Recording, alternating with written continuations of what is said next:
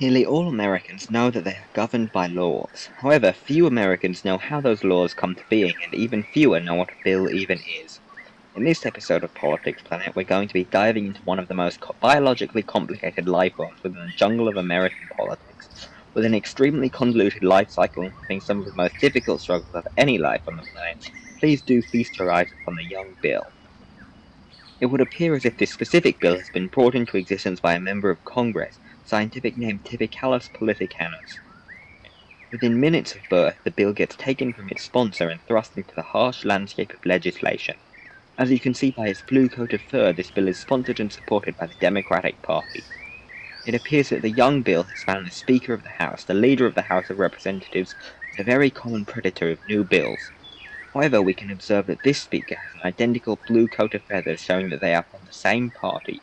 The speaker, now aware of this, realizes the grave danger the bill faces, and begins to call reinforcements to escort the bill through the House of Representatives. The speaker has the ability to send the bill to a committee, giving it an appropriate nest to grow in before facing the entire House. Committees are groups of representatives that are experts on a specific topic of legislation. Standing committees are permanent groups, while select committees are temporary. In committee, the bill can be edited to grow strong enough to pass the House. Even though it seems as if the bill is safe, there are still predators lurking in the committees. As you can see, the Republican committee members don't support the Democratic bill and are planning a coordinated offensive in hopes of disrupting the nest. However, because the House is majority Democratic, the committee is also majority Democratic. As we move into the committee, we see the committee chair, the leader of the committee, setting interviews and holding hearings to help prepare the bill for its life in the House. The chair, being a Democratic representative chosen specifically by the Speaker, wants to support the bill. Because of this, he puts it favorably on the schedule and allows the committee to debate on the bill. The committee holds hearings as they edit and revise the bill. The members of the committee are experts on this bill's subject, allowing them to mentor it and mark it up to give it its best chance at life.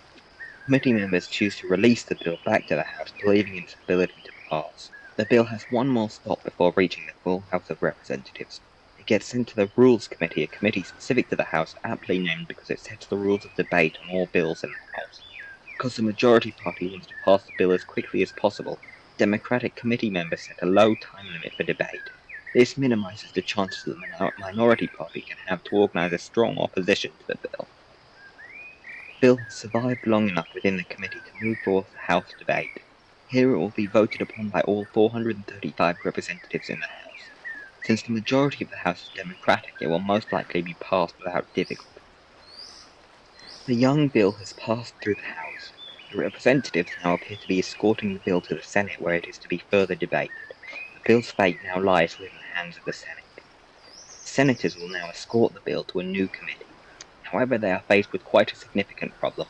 The House may have had a Democratic majority, but the Senate, made of 100 senators, seems to be quite the opposite at this time, with the opposing party in the majority. This is known as a divided government. Normally, this would lead to the quick end of the bill's life.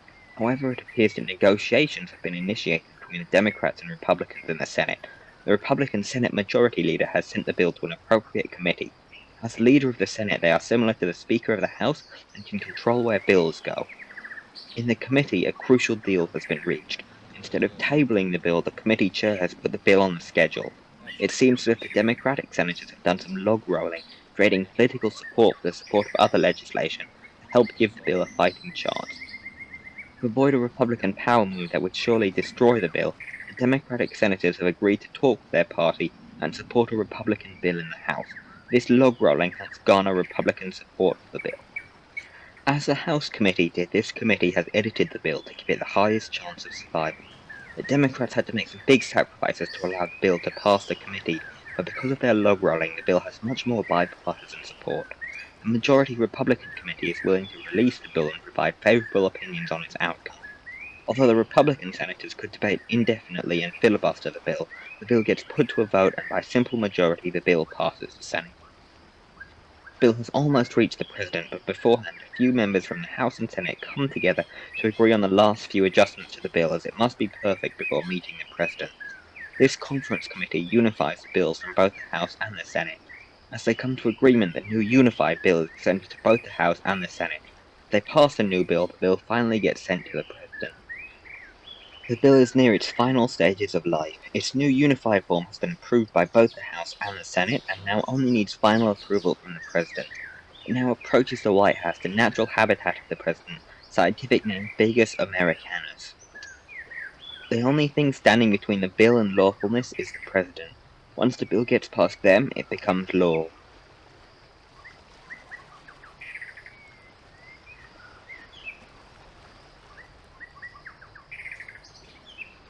The President, not willing to support the bill, vetoes it and sends it back to Congress. It seems the House and Senate are coming back for another vote. If both have a supermajority of 2/3 vote in favor of the bill, they can override the President and make it a law.